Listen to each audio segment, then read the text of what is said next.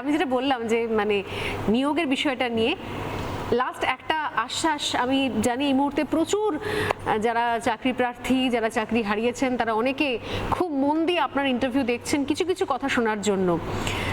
যেখানে দুর্নীতি হয়েছে সেই সমস্ত ফাইল কি খোলা হবে? এক, টেট যেভাবে যে জায়গাতে গিয়ে আটকে গেছে সেই ফাইল কি খোলা হবে? 2 এবং 3, যারা অপেক্ষা করে রয়েছেন ঝুলে রয়েছেন তাদের ভবিষ্যৎ সম্পর্কে আপনি কিছু ভাববেন কিনা? তারা প্রত্যেকে কিন্তু এই ক্লাস 10 পর্যন্ত প্রাইমারি শিক্ষকের জন্য দাবিদার হয়ে তারা রাস্তায় বসে রয়েছেন, তাদের জন্য কিছু ভাববেন কিনা? দেখুন, এই মুহূর্তে এই বিষয় নিয়ে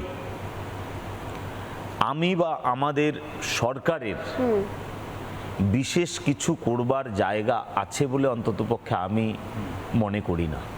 কারণ প্রত্যেকটি বিষয়ে সুস্পষ্টভাবে নির্ণয় করে দিয়েছেন দেশের সর্বোচ্চ আদালত। আমাদের কোনো জায়গাই নেই সর্বোচ্চ আদালতকে বাইপাস করে বা তাদের অমান্য করে অন্য কিছু করা।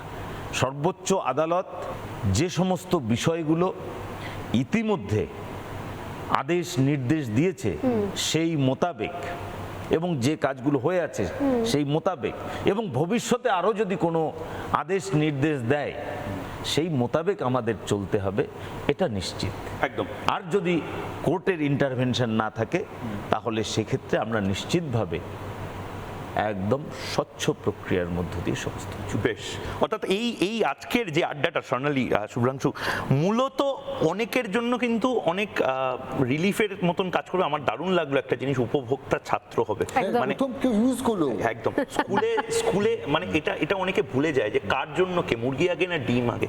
ছাত্রই না থাকলে আর জমিটার কি দরকার, স্কুল বাড়িটার কি দরকার, আর কি সিস্টেমের কি দরকার। আমাদের আজকের এই রাজনীতির সামদাম দণ্ডভেদ আপনাদের যদি ভালো লাগে আপনারা প্লিজ কমেন্ট করুন এবং জানান যে শিক্ষামন্ত্রীর থেকে আর কি কি জানতে চান আপনারা। প্রয়োজন আমরা টেলিফোন লাইনও অন করবো এরপরে। আপাতত একটা ছোট্ট বিরতির পর আমরা ফিরে আসছি, সঙ্গে থাকুন।